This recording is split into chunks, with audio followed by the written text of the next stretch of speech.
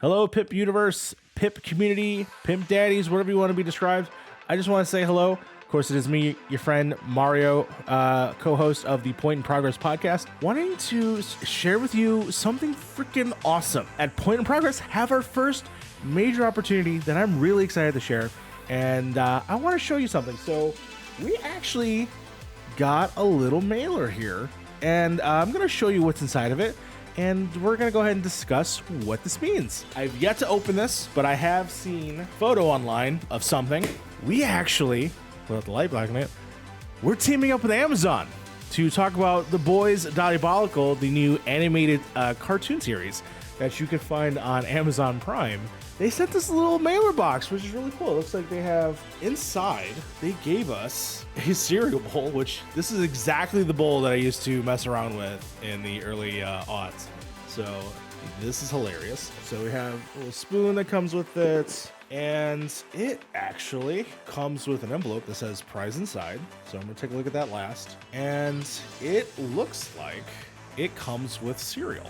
So these are actually individual cereal boxes. So I'm very curious to see what this is. It looks like they have the nutrition facts here. Hope what kind of flavors. I hope there's like an Apple Jacks or like a, cool. Got a little invitation in the front here. Let's see what this is. Recipe for a perfect cartoon watching experience. 8 episodes of The Boys presenting Diabolical. 8 boxes of sugar disguised as cereal. We love making the show and hope you love it too. Milk not included, so we'll have to provide my own milk. That was, of course, written by the showrunner. So this is super cool. We have never received anything from nobody at Pip. This is really cool to be working with Amazon on this and the team over there. This is honestly some of the coolest things that we've ever done. So very much relishing in it. I don't even know if I want to eat these. This just looks cool. I don't know if I'm going to save these boxes though, but we'll go from there. So I'm going to go ahead. I'm going to open up this little prize inside here. I'm very curious what it is. Cool. So it actually comes with little adhesive tattoos that I can put on my tattoo-less body. So I'm actually very excited to throw some things on there. There's some interesting designs here. That's not the only thing that Point in Progress, of course, gets to do. We are gonna do a watch party over at our Twitch at twitch.tv/pointinprogress. We're gonna watch all the episodes. All right, we're gonna watch all the episodes of the Amazon series, which we're gonna do a little watch party with their little feature. So you're able to watch the show with us live on the Twitch channel, which is going to be a lot of fun. We want to hear from all of you. We want to hear the reactions. We want to see everything. Now, the date in which we're going to do it is going to be March 27th near the end of this month. That is a Saturday. Not only are we doing this watch party, it's also my birthday. It's my birthday, and I'm getting old, and we need to celebrate that. So please join us, if you will, over at twitch.tv/pointinprogress on March 27th. Where we get to watch The Boys Presents Diabolical. And let's have a blast, okay? Because the boys are irreverent, they're fun, sounds just like Point in Progress. And we'll see you then.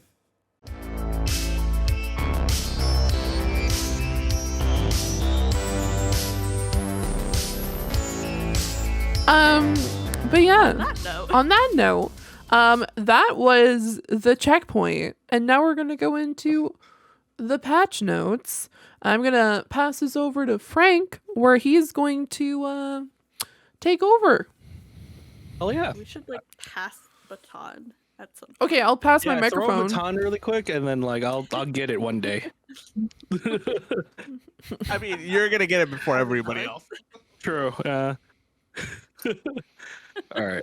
Let's wait. We can wait for Harv to come back before we start it. Oh Mario, fix this in post. Yeah, I know you're listening. Yeah, you need to fix now. Water in that case. Yeah, you need to fix a few things in post. That'd be great. Should we have been doing timestamps? Sure. It's too late now. Too late. We'll just make it difficult. It's fine. Too late. You apologize? Do you apologize? Shout out to Timbaland. Wonder what he's doing right now. I mean, you said it's too late. Timbaland? Now. Yeah.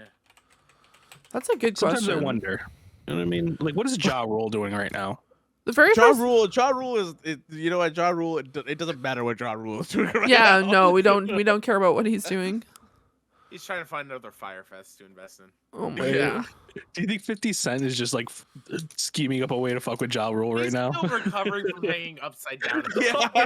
Have you seen the behind the scenes video? That man did the pull up like a champ though. Which, by the way, like watching it in the background, he did pretty damn well. Yeah. there's some group of people who just did not understand why he was like doing that.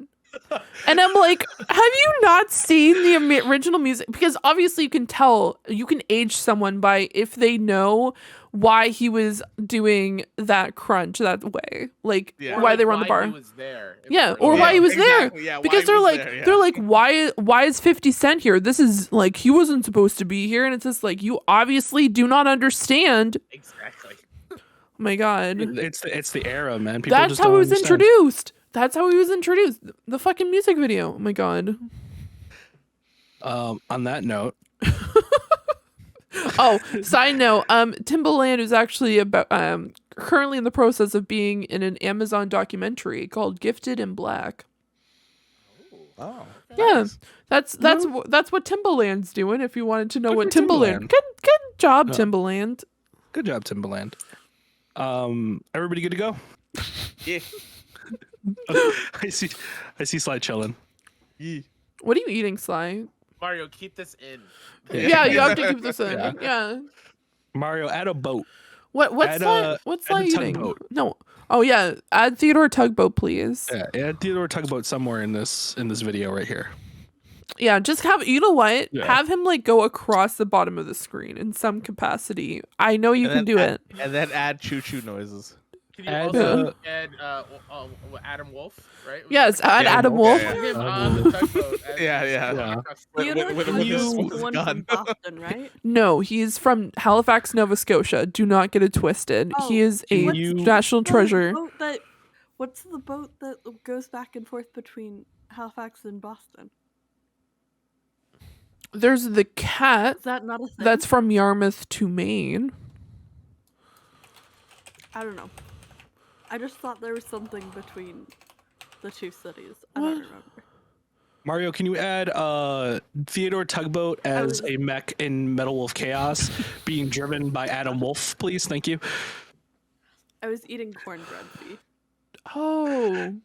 I just want to see Theodore Tugboat transform into like a giant mech. I How want Theodore Tugboat as the sun, okay. like a little literal ray of sun, but Theodore Tugboat as the face. Yeah, we're really putting a lot of faith in Theodore Tugboat here. We are. Theodore Tugboat. Honestly, that should be a thumbnail. For people who are not familiar, this is Theodore Tugboat. He is There you go. the pride and joy of Halifax until he was sold because they sold him, and now he's in Those rat Ontario, which is stupid. What? Wait, they sold it to Ontario? Yeah, they sold it to a group in Ontario so they could use it as like a learning boat that they I don't know. Yeah, if you look news, Christmas tree. Yeah. Not a boat. I knew that. Theodore Tugboat arrive in Kingston Monday. Oh, that's a 2021. You got at least. Oh, that's in July in 2020. Yeah. You got to at least say when that is. No, Monday, I don't need like, to. What, are we just gonna go on Monday? Is we in fucking Ontario on Monday? No, This is no. like a year old. I'm upset. He left. Are you? Wait. though? Yes. Why did you ever go on Theodore Tugboat? I watched it as a kid. Did you ever ride the tugboat? No. Also, I lived like near him, like where he like was parked in the Okay. winter, and so you would just see him. this every day. Yeah. No. Okay. To be fair, this is a boat, not a celebrity. Well, it looks like a celebrity. This is a celebrity. It's a celebrity. Yeah, you know what? That is It's a little true. TV show. Theodore had never seen such bullshit before. I agree. Yeah. I have something similar where I live. It's called the Long Island Duck. It's just a giant duck building. There you go. That's cool. Yeah, people go to it. Yeah, see? It's kind of an attraction. No. But you guys still have No. it though, right? Oh yeah. No, Wow. You Yeah, guys just sell it off to like New York. we believe in our Oh, land. okay, yeah. Oh no, I Seriously, killed when you- my. Halifax. Oh no. I love that. Get out of the Carter? See, Halifax. The cutest thing I've ever seen. Halifax Should I come believes in visit the money. duck? I'm just laughing because on the screen for a good little bit it was just angry Theodore Tugboat. We don't talk about I'm obsessed with the duck. All right, let's get back yes, to and also side note, yes, we do send a large Christmas tree to Boston every year because of their contributions during the Halifax explosion. Yeah, so every single You year. guys sent it to Ontario for opening a Christmas aid to Theodore Tugboat. Yeah. They are feeding him well there in Ontario, guys. They are feeding him. We well don't there. wanna You gotta talk get about a this. care package. Wow, this is a fucking chaotic show. Okay, so the news. Speaking of anyway, our first article this week comes a little bit from everywhere. It's not really kind of a formal article that we usually do, but it's mainly Twitter's Steve Saylor, which is what Fee brought up to me this week. Excessive. The title, obviously, like I said, isn't for coming from anything, so don't go looking for a website where this is coming from. But accessibility in games might not be what you think it is. So peeps, this new year has dawned upon us, and with that have come long-awaited releases. Some good. Some of us have been up till 5 a.m. playing. I'm looking at one of you. You're looking the wrong direction. I'm looking at him on my other monitor. I say that because I at 7 a.m. at my time, I see Harv just like DM in I general. woke up at that time, though. I woke up at that time. Mainly because I had to finish a YouTube video. So, like, I had to wake up at 5 a.m. to get, like, my recordings done and stuff like that. And then send them off to my editor. And that's why I was up that early. But I was playing Elden Ring till about 1:30 in the morning. Yeah. So. Two of these recent titles, Sifu and Elden Ring, have been sparking up the topic of accessibility again online, with some players not really some players understanding the fundamental issues and others not so much. So Fee brought this up, and I'm sure, Kyle, you've seen this. I'm sure everybody who's been on Twitter has seen this, for either from Sifu or from Elden Ring. It's the topic of accessibility constantly being brought up and everything like that, and people not really understanding what people are asking for with accessibility. To give a little bit of context, Steve Saylor had posted a YouTube video about talking about accessibility in Elden Ring, and almost immediately people already, because it's obviously Elden Ring and a Souls game and everything like that, people obviously took the conversation as, well, why does the game have to be easier? And I thought it would be I mean, Fee actually thought about this, but we thought it would be a good idea to talk about this today, especially when we do have somebody here who does need accessibility features in their games, and we could talk about that as well. My first question being is, what does accessibility mean to you guys, and is it the same as approachability? I'll start off with a hard no. They're very different things. Very different. Very different. Approachability is like, is this game more approachable than other games in this franchise, or can I just like jump into this game and kind of like feel what this game is? Yeah. Accessibility is like, you have to cater, like you have to not even cater, you have to throw out like some of the stuff that you're doing and be like, how do I make this so more people can play my game? How many like, do I have a colorblind mode to this game? Do I have a way that the captions will be more descriptive for people that can't hear? Can I button map my game to a certain extent where people that can't use a regular controller play this game as well? That the two completely different things. Yeah, and I think go ahead. Sorry. Go ahead, Sly. So for me, when I'm thinking about these two terms, they're very distinct and very different. Approachability is the baseline to your game. What is somebody with low support needs who comes to this game? How challenging is it for them to play? Right? That's approachability. Somebody with low support needs, can they pick this game up and just play it and have a great experience? Or do they need a background in this type of game? Certain games use different types of problem solving that people might not be used to, might not know the thought processes they need to go through in order to complete different parts of a game, right? That's approachability. Accessibility is what features you can provide to people on a range of support needs to make the game the same level as the baseline for somebody with low support needs. It's just making the game go from that baseline to match the level of person's support needs, right? Get So you to when we're that talking that about equal footing. exactly, when we're talking about accessibility, it's not how to make the game more approachable for a general audience. It's how do we add features or structure our game in a specific way that means that people with higher support needs can utilize different tools to approach it at the same level as people with lower to everybody has support needs, right? Like nobody uses absolutely zero accessibility features, right? Like there's always something that can help anyone. But it's about how to get to that baseline. That's the biggest difference here. Yeah.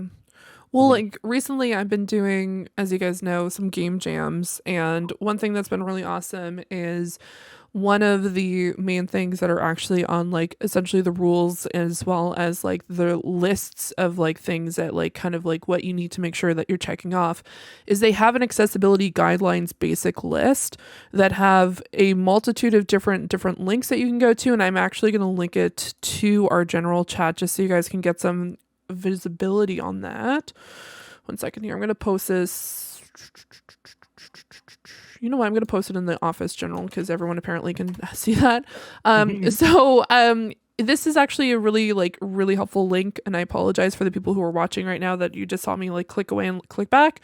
So yeah, it includes things such as motor, cognitive, vision, hearing, speech in general, like accessibility things that you need to make sure of when you're creating a video game. And so even when we're doing the game jam, that's actually things that that was actually brought up in our first game that we created was there was not a lot of abilities for people who have different color blindness. Like they weren't able to specifically determine like which type of coral that they were clicking on, because some of them were around the same color scheme and some of them were yellow or some of them were red. So it may have been better for us to do something a certain other way. So it was really awesome for us to learn really early on, and it's something that we progressed into the second game that we created. And I think having this checklist should be essential for every game maker. Like, I think this is something that really, especially since it's 2022, mind you, like, sure, it might take a little bit more, but I think taking those extra steps to be able to allow a multitude of other people to play your game is essential. Like, this isn't something that should be overlooked. This shouldn't be something that's just like pushed under the rug because like, oh, we need to get this game out, or oh, the people that usually play our games will be able to play it. Well, you should be also looking at the groups that may want to actually play your game, but you've restricted them previously because of the game modes or the game, like specific like game features that you just haven't either added or maybe could have changed. It doesn't mean that everyone needs to like lose any sort of essence of the game by any means. It just means that we're adding more so more people can join and play. And it doesn't mean for an Elden Ring, like obviously with Elden Ring, it doesn't mean that you make it easier. It's what you're doing is you're just allowing more people to have access to your game. It doesn't mean that that boss that you have to be in a specific area has to change at all. It just means that allows them to be able to play, like allowing more people to, because it seems silly at this point. And like, especially with this being a hot topic over the past few years, like obviously it's been an issue since day one, but since people have been vocalizing it even more over like the past 5 years or so, you would expect more games to have more options. Yeah. I think what you said there is perfect and something I think a lot of people need to realize. And just like for some background on me, it's something that I definitely confuse a lot, and I think when I think of accessibility, sometimes I'm thinking like, well, how can I make this easier for people who are like me, and game's a little bit tougher, and when I'm not meaning like an easy mode, I'm thinking just like implement like sliders to make the timing a little bit like a bigger window and stuff like that. But I think the biggest thing and the reason why it's such a huge issue, I put in quotes, for the hardcore fans is they're afraid that it's changing their experience. And that if you add these things, it's going to dilute it for them. And it's something that it shouldn't be that hard to understand for them, but like you're fine. You'll still have the same thing. It's like going to, like, I also went and saw Batman last night. Humble brag, but but like the theater allows people who need subtitles to go and get a pair of glasses and then can come back in and watch the subtitles on them. Fuck the glasses. I don't know how well they work. Well, okay. So this is a quick tangent. I'll make it brief. There's two like big different captioning devices, and one goes in a cup holder and it's a little box, and you can like adjust it to wherever you want. The other ones are the glasses, and they have laser projection, the captions. Okay. If you're like me and sit with your head to the side, that means you're reading across the screen. I hate the glasses. The box is my preferred. I see. I know some people like the glasses, but I just can't do it. Yeah, I thought the glasses would that make the subtitles corrected too if you were like looking like this? Yeah, right? Would it be? That's what happens. So yeah. And also if you like look up and like then like sometimes like whenever you move your head to like look around the screen, the captions move.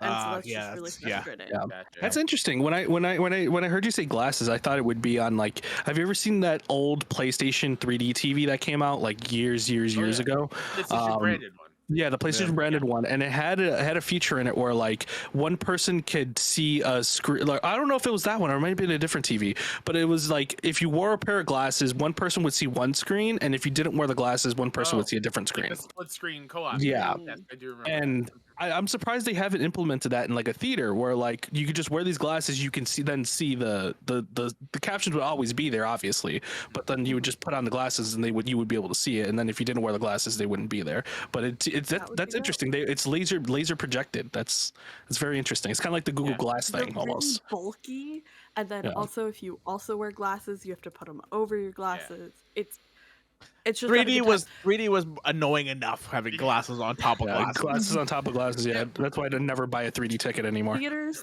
just do open captions. That's all I'm asking. And the reason I bring it up is because there were some people that needed them in my showing, but it didn't affect my enjoyment. Right, yeah. So like and they were perfectly fine. Hopefully, if they like using the glasses, they were fine with their viewing of it. I was fine with mine. We both walked out happy and enjoying the thing. Like it's totally okay for these options to be in every game. This is the problem that I have with. So I'm a diehard Souls fan. I love Souls games, all the way back from Demon Souls till now. And like even I would probably bunch in the Neo games as well. They're not Souls games, even though people try to like compare them to Souls games. They're not, but they're difficult games, right? The Souls community is just weird. It is it's very gatekeeping to the point where it's like, do you even want other people to play your games play these games at all at this point? Because Elden Ring brings out they have summons in the game, right? Like you were talking about earlier, Kyle, about like them you having the wolves and stuff like that, and then there's magic in the game as well, and then people will get shit on for using these things, of using summons and magic and stuff like that. It's like they're in the game for a reason. Use them. Like they're there. Like if you don't want to do a summon, like my playthrough is like the playthrough I'm doing is no summons. That doesn't affect anybody else that is playing the game the way they want to play the game. Yeah.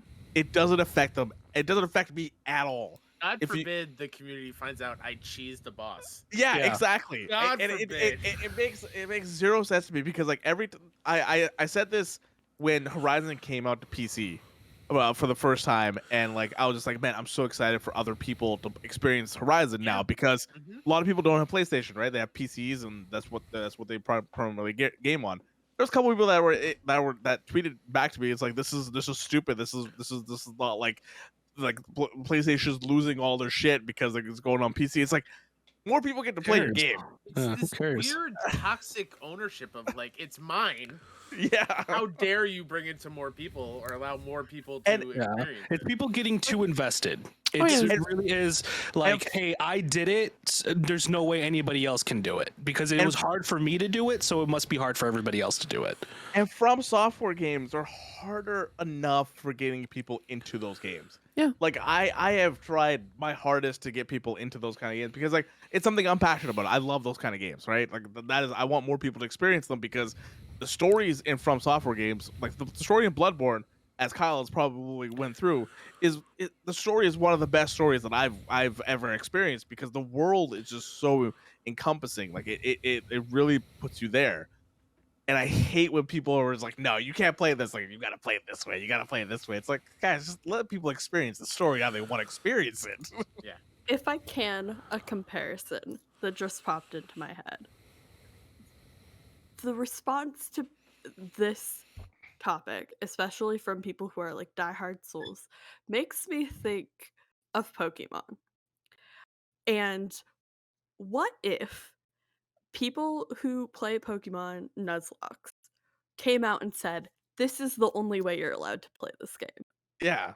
Yeah. You can't, like, if you play Pokemon normally, like, it's ridiculous. Like, nobody should play that. You should only play Nuzlocke.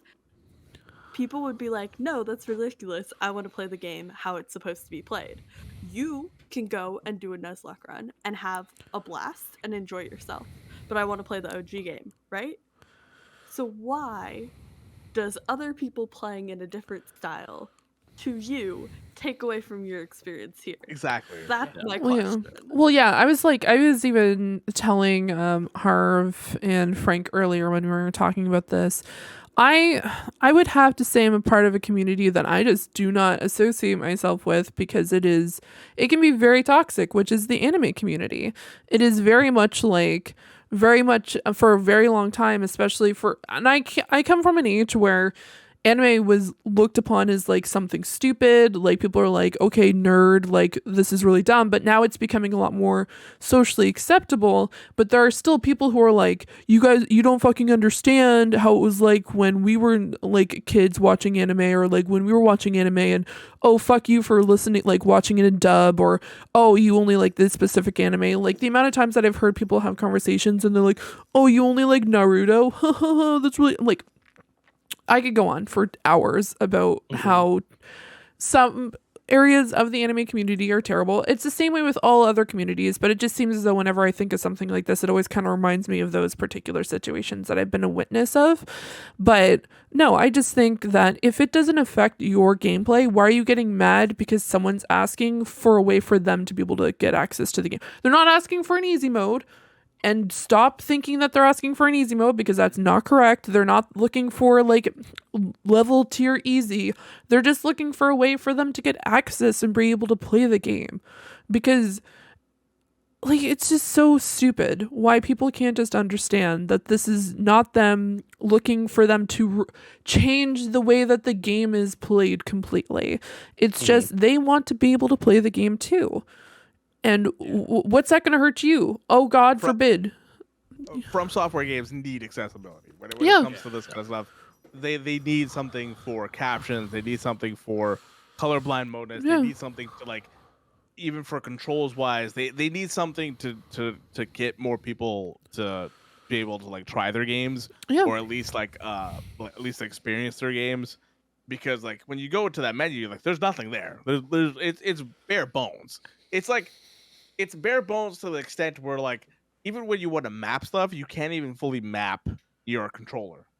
Yeah. Because it forces you to have certain buttons for certain controllers. And I know this is a big problem because Lauren, I know most of us know who Lauren is from the kind of fighting community. When she plays left-handed on like mouse and keyboard. So she's like everything has to be different for when she's playing, because she can't use the WASD. She has to use like, I think she used like IJKL or something like that for her movement. And half the time she can't even change her controls because the game just doesn't allow you to change your controls.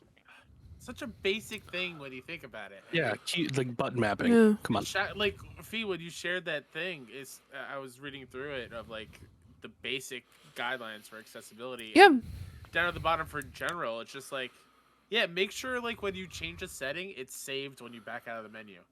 Like something so what I think of being, what should be a normal thing. Yeah. There are absolutely games that don't do that I've run into, and it's maddening. Yeah. Yeah. For me, like one thing that just kind of like blew when I was playing Loop Hero, and for the very first time I was going through the settings, and they had a dyslexic mode, which like for me is just absolutely bonkers, because for someone who deals with it on a regular basis, like I didn't even think that there was a option available. I just assumed that games just chose a font and then you just had to kind of deal with it. And mind you, I still kind of stuck with like the in-between, because I didn't like the full-on like dyslexic font, because it kind of just took me out of the entire vibe. It was very easy to read. I'm going to put that like good job for the creators of that game, because it was very easy for me to read. But then I was like, I still kind of like the other font a little bit better, so I went with the in-between. But no, it was really nice to be able to see stuff like that, and being able, I have really enjoyed being able to actually like do stuff creatively when it comes to even just making a small game each month, because it makes you really think about like what games need to be able to allow everyone to play. And it's really good to be able to look at through that like list and be like, okay, like some of my favorite games, do they hit these particular quotas? Or like be able to go through this list. If I could go through this list with all the games that I play on a regular basis, do they hit everything? And a lot of the time, like honestly, probably like 99% of the time it's a no. And I mean, I'm looking through this list and looking like just like in my mind, look at the menu like Elden Ring. I don't think it hits like 30% of this list. yeah, which I think it hits 30%, and like 70% of it, it's not. And by the way, for the people who are listening, this is strictly a basic list. That is, it's a basic list. It is not a minimum. No. bare It was minimum. also made in 2017 as 2017. So it has not been updated, which by the way, I still really appreciate this list, even though it well. is It's a good list, though. Oh, it's a very good list. It's a great list. It's a great list. And the thing is, if we're using this for a benchmark, Yeah. a lot of people say like, oh, like demanding accessibility just makes it harder for indie devs, which is complete and utter bullshit, because I play so many indie games. Yeah. The majority of the games I play are indie games, right?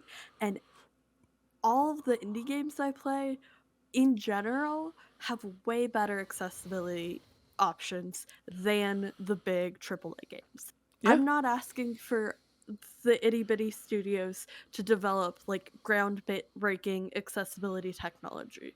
They're already doing all of these things for the most part. Yeah. I'm asking the big studios who have the resources, who have the money, who have access to like I know a lot of like Microsoft studios have access to a wealth of knowledge, and we're seeing them apply that knowledge to their games. Mhm. But that's like what I'm asking for is the big crazy budgeted like developers Yeah.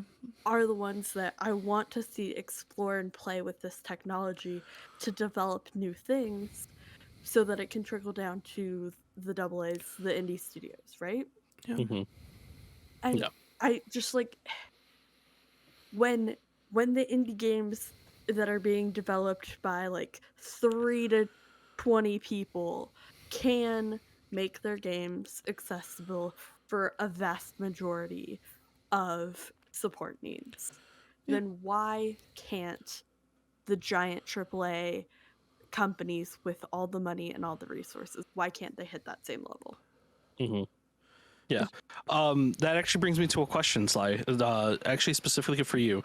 So, having the need for accessibility options, what do you personally look for when you play a game? What options are you looking for specifically when you are looking for accessibility options? I look for a lot of things. I have a pretty high support needs when it comes to video games, and some of these I like are just nice to have. They make my experience a little bit easier. I'm also dyslexic, so anytime there's any like ability to change a font to a more base heavy font or change the contrast, super helps me out. The biggest number one thing I look for, obviously I'm deaf and I rely on captioning for everything in my movies, TV shows, anything with audio, I rely on captions. And video games are by far the most inaccurate and inconsistent with captioning. There are captioning guidelines. The FCC has very strict, deliberate examples of what counts as appropriate captioning. And so many games don't meet the FCC standard. And I know they're not required to, but it's just like a fundamental base like level. Any identifying sounds that you need to accomplish something. Any audio that gives the ambiance or the vibe. Every time somebody's speaking, if you can hear it, it should be captioned. Tell me who is speaking or describe them if we don't know their name. Like just basic bare bones captioning so often isn't there. There's a lot of really shitty captioning. One that comes to mind is Marvel's Avengers had Interesting. such awful captioning. It was something like a person like the audio was described as releasing an effort. What the fuck does that mean? And it came up so many times. It'd be like character name releases an effort, and I'm like, what does that mean? That makes no I'm sense. just thinking of like a bathroom joke right now that Yeah. I'm trying not to say. And I think it was like a grunt or something. I don't Yeah. know. I have no idea what the audio was. I put in So effort. that's I the would biggest thing imagine for that me. would probably be in a lot of like lifting scenes or something like that, Yeah. I could have just So put grunt. captioning, or grunts. text for me is a big thing, and then remapping controls.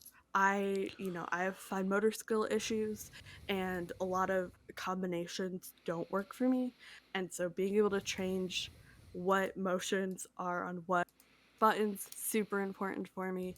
I love an easy mode. Like I understand when I'm playing certain games, that's not the goal of the game. The goal is to create puzzles that are difficult and challenging and engaging. But if there's an easy mode, most of the time I'll start there and then ramp up once I get to know the game, right? But that's just nice to have, not a necessity. And being able to adjust contrast is a huge one for me. Being able to choose brightness and contrast.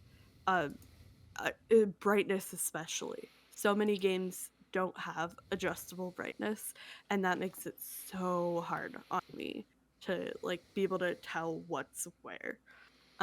So those are just a couple that are like my go-tos every time I open an accessibility menu. But that's just for me. Like there's so many other people who have so many other support needs, and like every single person's gonna have a different answer for what they look for. But please, for the love of God, any developers who happen upon this message, read captioning guidelines and meet them. That's all I'm asking for. Speaking of meeting some guidelines here, so you had brought up to us this week about Xbox doing some things with one of their big series. You want to talk about that for us really quick? Yes.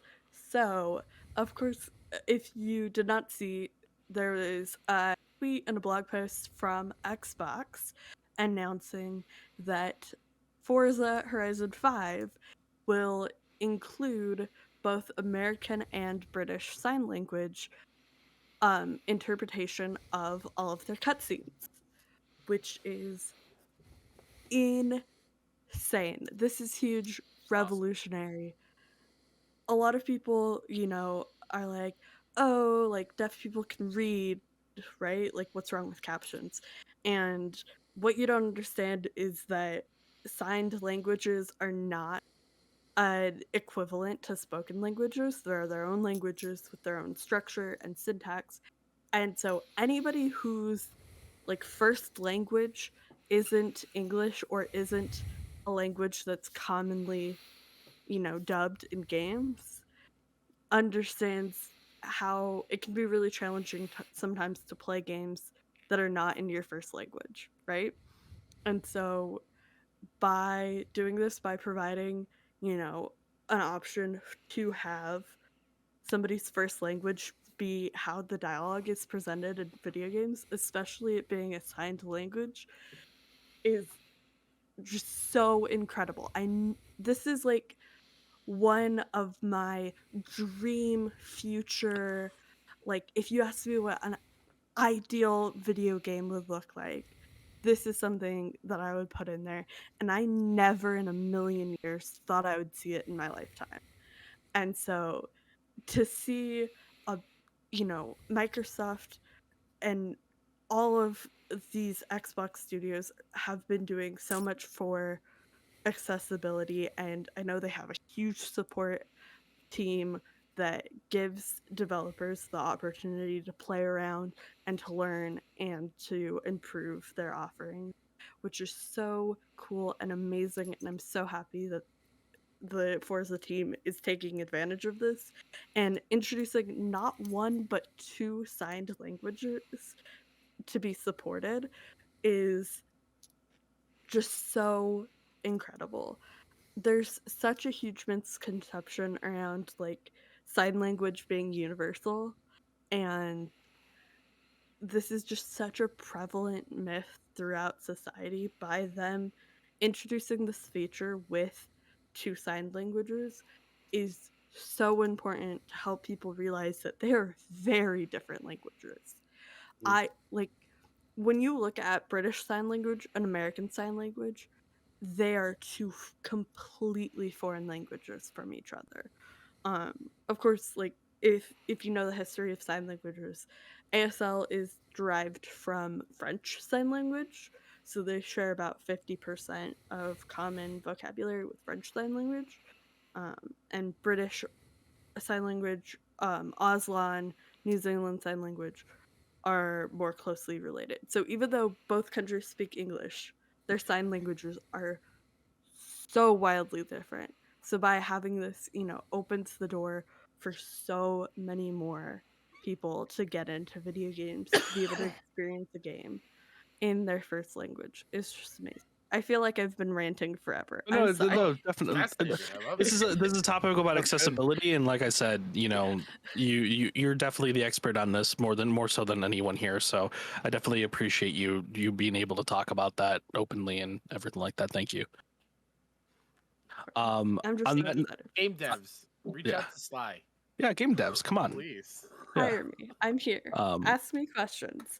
But yeah, like this is a game I would never play a Forza game. Like that's just not my general vibe, right?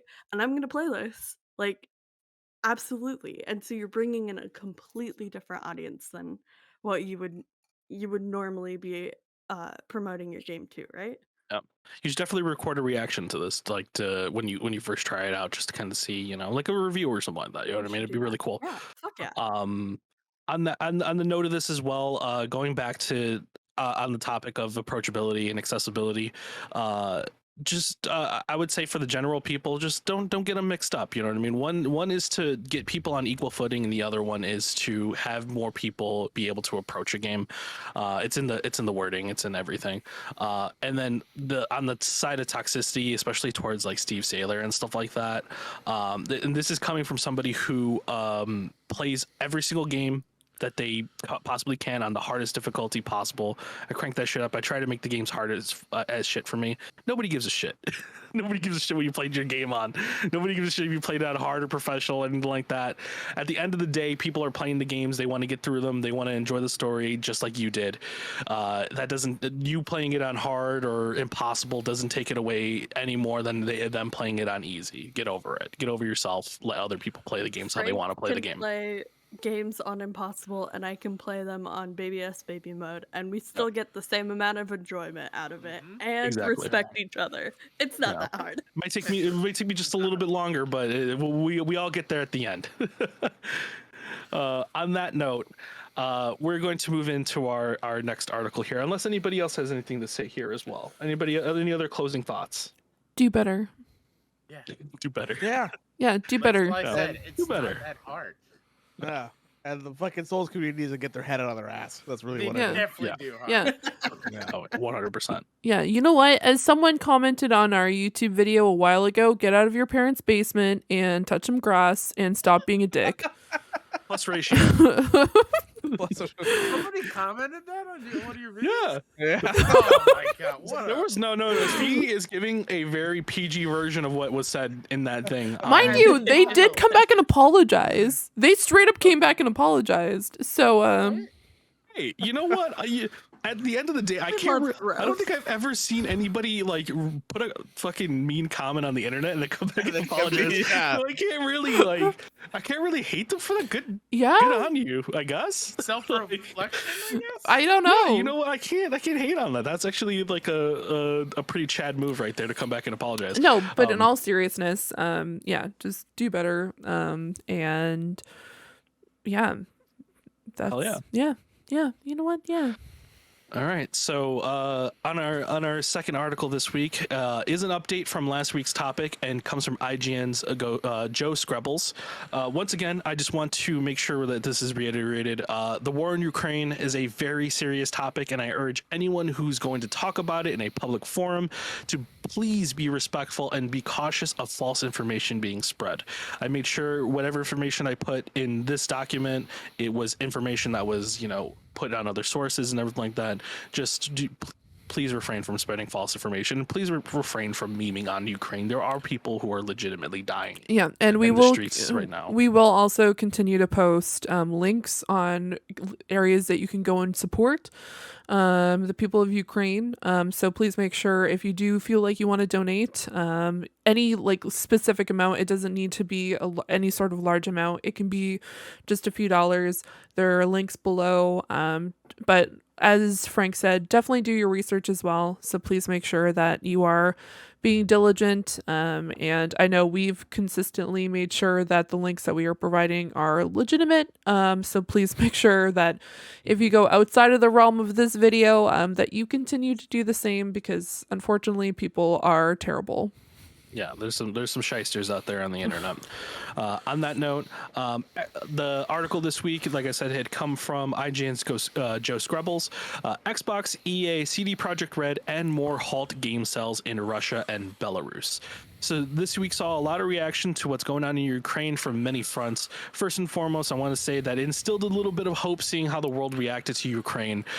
Just seeing all the media conglomerates, the developers, the people, just the way they showed their solidarity it definitely in a way brought a little bit more hope, to say the least. In the media sphere, we saw a lot of response from big companies, but within our sphere, which is video games, we saw companies who are based in Ukraine give updates, as well as companies outside showing solidarity any way they can. So first and foremost, the first one to kind of bring this whole thing up was CD Projekt Red initially announced that they were pulling games from Russian and Belarus marketplaces, and this was followed also by Bloober Studios as well. They put out I don't know what my head's drawing a blank here. A post talking about this, a press release. There you go. A press release talking about this. I'll go over it in a second, but this does come after Ukrainian Prime Minister Mikhailo Fedorov called on all of the games industry to block support in Russia. So CD Projekt Red in their press release said, in the light of Russian military invasion in our neighboring country of Ukraine, until further notice, CD Projekt Red Group has made the decision to halt all sales of our games in Russia and Belarus. Today, we will be working with our partners to suspend digital sales and cease physical stock deliveries of CD Projekt Red products, as well as games distributed on GOG platform to other territories of Russia and Belarus. The entire CD Projekt Red group stands firm with the people of Ukraine. We are not a political entity capable of directly influencing state matters and do not aspire to be one. We believe that commercial entities, when united, have the power to inspire global change in the hearts and minds of ordinary people. We know that players in I thought I misread that. We know that players in Russia and Belarus, individuals who have nothing to do with the invasion of Ukraine, will be impacted by this decision. But with this action, we wish to further galvanize the global community to speak about what's going on in the heart of Europe. To our brothers and sisters fighting for their home country, stay strong. There's a little bit of there is something else said at the end there, but I do not know how to say that, so I will refrain. I'm trying to read it. It's too small. Yeah, it's a. Yablika. Yeah, but following this, EA, Xbox, and Sony have also followed suit in suspending sales in Russia. Stalker 2 dev, GSC Game World, that we talked about yesterday, which I didn't know was actually based in Kiev, have also put out an update video where they were at the time they were producing a video about the motion capture of Stalker 2, just kind of behind the scenes, and then obviously this happened in between that production, and they in that video they do show war footage. So if you do wind up going to the video to go see it, be advised it does show war footage, but it's definitely a video that needs to be put out there and definitely stuff that needs to be said. And then also Fee brought to my attention this week that World of Tanks Studio fired their creative director who voiced support for Russia invasion of Ukraine. I don't know why he did that. That was probably the dumbest move he could have made. Good on them for being swift and just giving this man the banhammer. And that comes from PC Gamer's Andy Chalk. Honestly, good thing he did, because they could get him out of there. Yeah, Get him out of there, because that's better to get the guy fired. And get rid of him. There's also another company, Sad Cat Studios, who is a Belarusian company. It's a Belarusian company that is they put out a statement as well, saying we're a Belarusian company that we want to make perfectly clear we are against war. We condemn Russian aggression against Ukraine, as well as the Belarusian government's involvement in that aggression. There's no excuse for war and suffering, which is unfolding right now. And at the end, that being said, we have ultimately decided to focus on well-being of our team, as well as relocating the studio as well. Yeah, they're the team behind that Replace game that was shown on Xbox's stage last year. Yeah. So that's because, like, it's not even Russia that's in this too, right? Belarus is also in it as well. So anything that is Belarusian when it comes to the studios and stuff like that, they're getting hit hard. And the ones that are this whole situation is just. I'm glad that the world is looking at it and be like, yeah, we're gonna cut anybody that is connected in any sort of way connected to the Russian government and Russia in general, and just ostracizing them out of the global community. Like 100%, because that's kind of what you have to do when it comes to these kind of type things, when it is unwanted aggression against another country. Yeah, like CD Projekt Red said, like not everybody in these spheres are political entities that could actually sway state matters. But like I said earlier, it does bring me hope that people are doing whatever they possibly can to do what they can to change this effort a little bit. And so much love and support to all of the people who are using their voice in Russia with fear of bodily harm coming to them to speak out on this issue, because over the past week we've seen so much from Russian citizens speaking out against this, and just mad respect to all of them during this time. That's something that I definitely have taken for granted living in the U.S. for all the problems that we have, but just the fact that we can speak out about our government and our leaders, but in Russia that is like, you can't. They don't have that freedom. So it is great seeing the citizens there risking a lot to speak out against it. Yeah, it's good to see. Yeah. But Fee already mentioned the closing thought here. You know, if there's any way you can donate, we have links. We'll have links in the description of this video when it gets uploaded to YouTube as well. But we have links on our Twitter as to where you can donate. I'll make sure that we retweet that or any kind of way to make sure that it is up top and updated and everything like that. But the information is out there. If you can do anything, please do something. You know, it's hard. It's hard for people to have to leave their homeland and have to defend it. It's a very, very difficult situation. But on that note, we're going to move into the tidbits here, and Kyle, I don't know if you've seen the tidbits yet, but this is basically kind of just the same thing as what we were doing before. It's just shorter form articles. They don't have a lot of notes on them. Speak on it if you want to. Go ahead and say as much as you want, but it's going to be more rapid pace there. So our first article comes from The Verge's Andrew Webster. Pokemon Scarlet and Violet are coming to the Switch later this year. I know we talked about Pokemon earlier.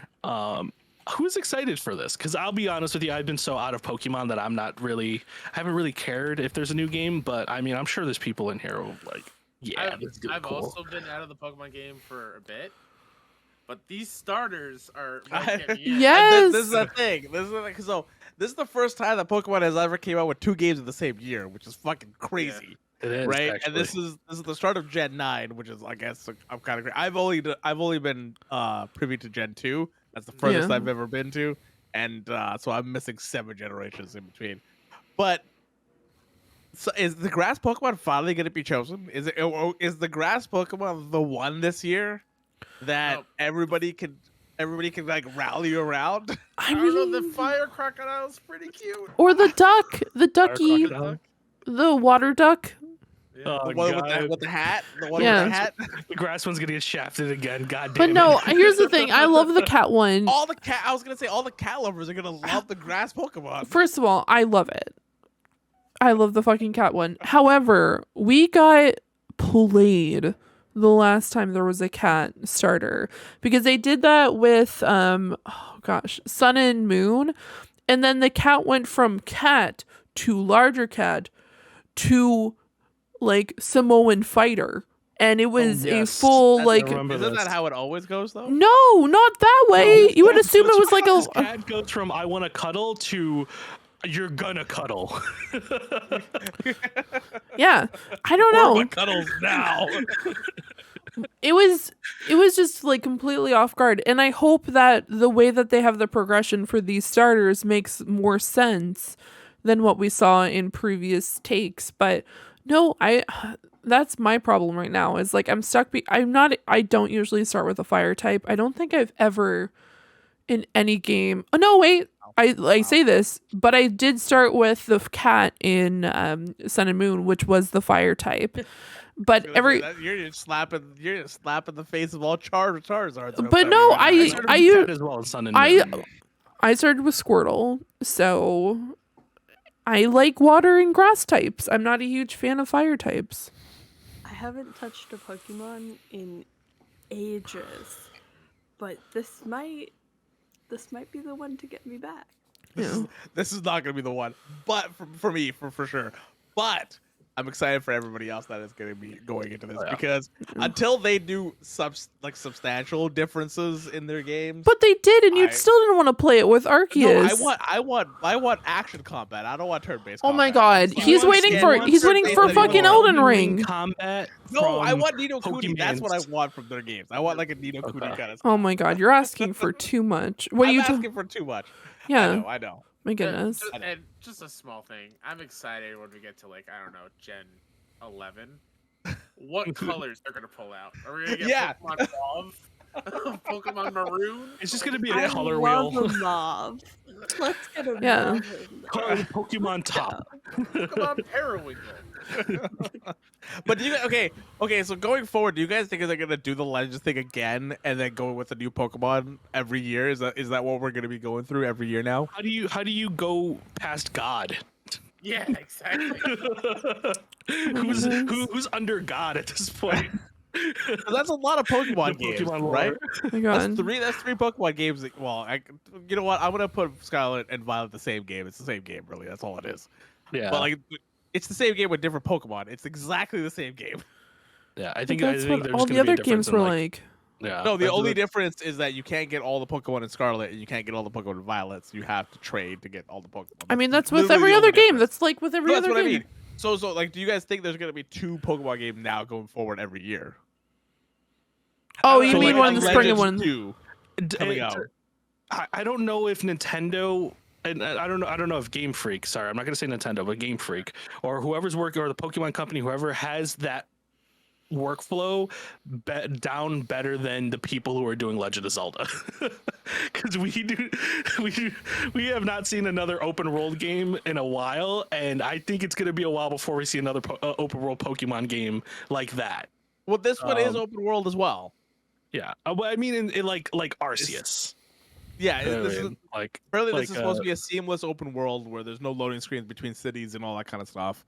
And again, Good they're luck, going. Switch. Yeah. Good luck, Switch, for that thing's gonna be burning into your hands. But like they're supposed, but it's going back to the traditional gym system instead of Arceus, which was apparently not part of the gym system. They had like their own story and stuff like that. I just find it so weird that they're releasing another Pokemon game in the same year Arceus came out. That is I mean, so they're not- weird to me. Let's be real here. They're not really releasing much else other than that anyway. Well, the Pokemon company doesn't release anything else. Yeah, I just mean in general, like Nintendo and stuff like that. Like, there's not a lot of titles coming out this year, from Are what you I can not tell. hyped for Pokemon Sleep? Pokemon Oh. Sleep. Oh, I Oh am. yeah, wait, that's a real thing, isn't it? That's Yeah, a real it's a thing. You Oh were yeah. joking. Oh my god, no, that is a real thing. Yeah. I completely forgot Yeah. about that. No, this year Nintendo has a lot of shit coming out this year. They got Kirby, they got Xenoblade, they got Pokemon coming out this year. They got a Yeah. lot of shit coming out. I'm mainly just joking. I'm just shitting on Nintendo for no reason. Oh It's my just- goodness. I'm just very surprised they got so much Pokemon coming out this year. All the Pokemon. I mean, it's weird because like it's always been speculated that they would do something like that in terms of like more Pokemon games within the same year. This came like all the way back to like X and Y, right? Like people are like, well, it's in the same year, maybe we'll get a Z. You know what I mean? It's like, no, it's not happening. Like it's weird to me that this didn't happen last year, because last year was the 25th anniversary. To Yeah. get 2 games during that, but we get 2 games the year after. Like, Yeah. Nintendo's real bad with their celebrations. I was gonna say, it's what about the not Zelda Mario. stuff? Right? What about the Zelda stuff? Right? Wasn't Zelda's 40th? What just- about Donkey Kong, who got shafted last year? How dare they forget about Kong? Unless Retro's making Donkey Kong, I don't care. All right, I don't care. Fair. How dare they forget about Donkey King? Retro has enough on their plate with Metroid Prime. But speaking of Nintendo being very bad about things, our next article comes from Nintendo Life's Liam Doolin, and it's official. Nintendo has withdrawn Super Smash Bros. From EVO 2022.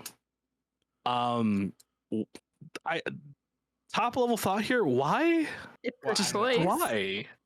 It's Nintendo does Nintendo things. I don't know why they would do this. Like Evo had problems, right, with the whole the stuff that was going on with Evo and like with the person that ran Evo. They got rid of all the people that were part of that kind of stuff, and now they're rerunning it again with like the biggest games again and all that kind of stuff.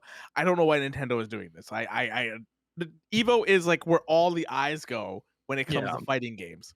Like in my mind, I'm thinking like maybe they want to do something on their own, but at the same time, I'm like Nintendo probably wouldn't do something on their own.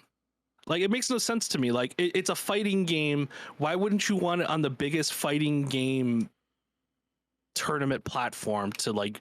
I understand maybe they don't really need the views or like the sales numbers, but I like honestly could see Nintendo still being salty about the Sony breakup, or what led to Sony PlayStation, because Sony now has bought Evo. So they're being like, Okay. Oh yeah, they did. They I I didn't did. think about that. You're right. You're 100% right. See, this is why it pays to have somebody who's like on the PS trophy room to have you on the podcast. I completely forgot about that. I think that's stupid if that's the case, because Evo is still huge and Smash Brothers is still huge. It's what But it's always Totally it's, see them being petty like that.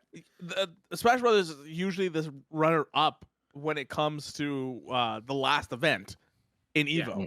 It's always Street Fighter. Street Fighter will always be the last event, but Smash Brothers is always the second last event because it is the one that drives probably the most traffic for Evo.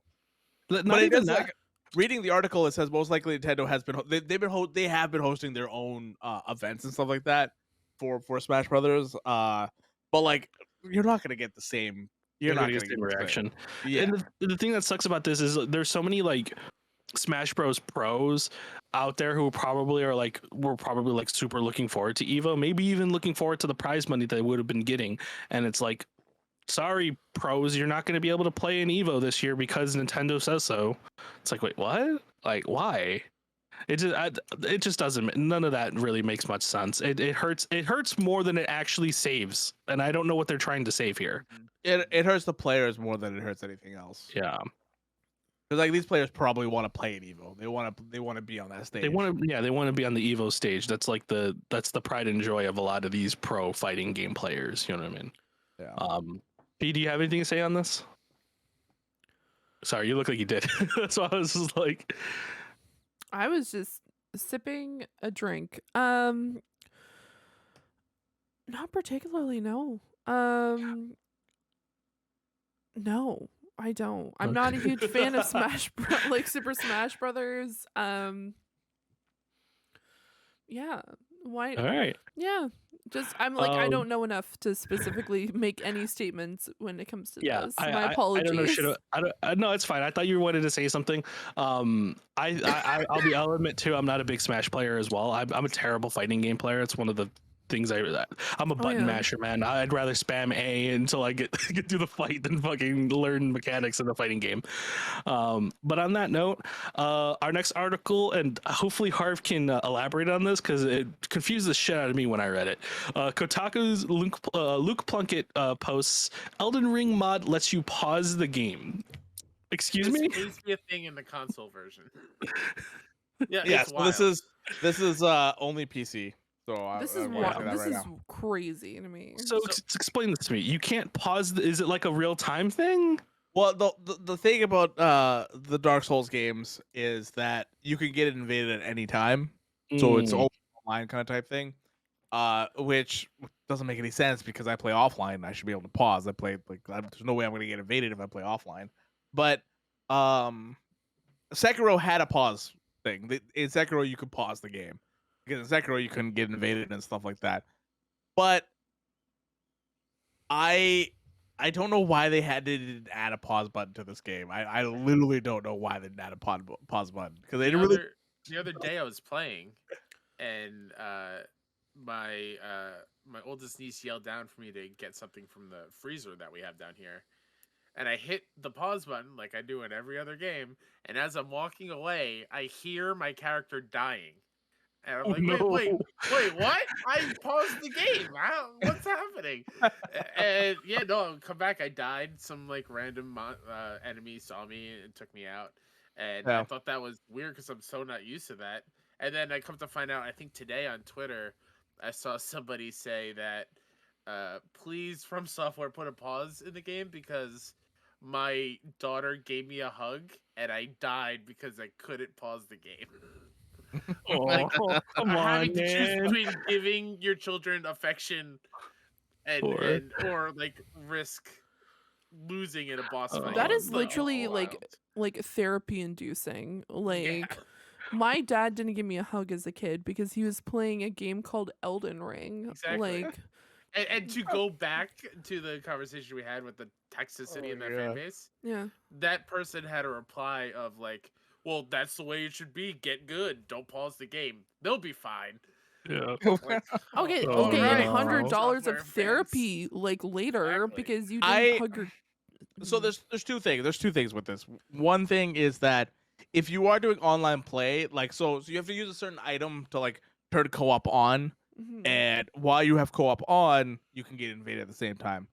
You shouldn't be able to pause at that point because that's your it's like going into multiplayer into Call of Duty at that point. Use the system at that point. Yeah, it's that's like putting into Call of Duty. You're in multiplayer. You can't pause the multiplayer because you just can't, right?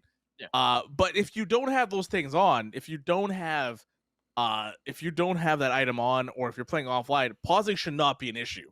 Like it literally should not be an issue because you're not dealing with other people's games at that point. When you turn co-op on, when you turn invading on, then yes, you're dealing with other people's games at that point.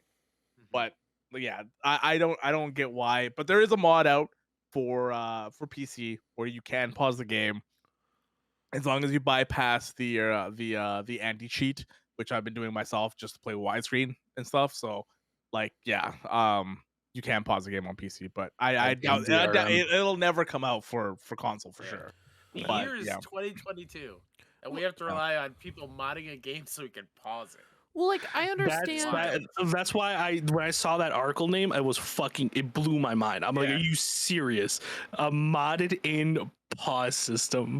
Well, like I understand if you were online, because it's the same thing with like any MMO. You can't pause an MMORPG. If you're standing out in the middle of nowhere, you're gonna get smacked. But it doesn't make any sense for people who are offline not to have a pause option. Like that just seems stupid. I'm sorry. It's a weird oversight, and I imagine they could probably patch that in for offline players at least. It's not going to happen because Dark Souls doesn't have one. Dark Souls 2 doesn't have one. Dark Souls 3 doesn't have one. Bloodborne doesn't have it. Bloodborne. Yeah, the only game that has a pause button is Sekiro. That's the only one that has it. Yeah. From Software game, so they're not going to do anything about it. Interesting. Yeah. Hi, Mario. Hello, Mario. On that note, I'm not here. oh, why did you come into the thing then? He just wants You can't to see me. live. You can't see me. On that note, we're gonna move on. Square. We're gonna move on to our next article here. This actually came from our friend over here, Fee. Crunchyroll. This comes from Crunchyroll's official website. Funimation content moving to Crunchyroll for world's largest anime library. Fee, I want you to elaborate on this a little bit more. What the hell is going on? What is Sony doing? Finally. That's a great question. So for people who are unaware, Funimation is Sony's anime website / like provider, and Crunchyroll was independent.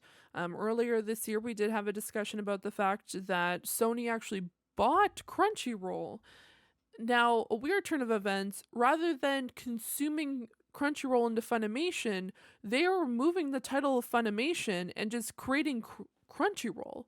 They've just essentially bought the IP as well as all the anime that comes with it. So now they are Crunchyroll, Sony's Crunchyroll, which is kind of crazy because it's not very...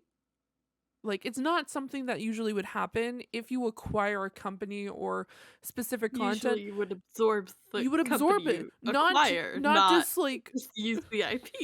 So weird. So now it's Crunchyroll, which, like, for a lot of people, mind you, as someone who watches semi on a regular basis quite a bit of anime, the Crunchyroll website is a lot better than the Funimation one. Sorry, Funimation, it is terrible. But I thought they were both bad. They're both. I remember They're getting both like a not great security at all, risk. but- I remember opening up the Funimation website and it was just like, this website is not secure. And I'm like, all right. What, they forgot to like renew their SSL? I think so. Yeah, they forgot to renew their certificates or something. The last time I went on there, it was just like, Jesus Christ. Okay, it's very odd. I'm really no. like for someone who pays for both subscriptions each and every month, I'm very happy that they're moving to like they're consuming it. And do I hope that with this new like combination of shows and movies and content that they fix their website? Absolutely, because trying to watch anime sometimes is a nightmare, and I think they need to really fix that. Thank you, please, and thank you. But no, I'm excited because that means that it's just a one-stop kind of shop for like watching anime. Mind you, I do know that there are a lot of people who still not a fan of paying for anime or going to these particular websites, but for someone like myself, it makes it a lot easier.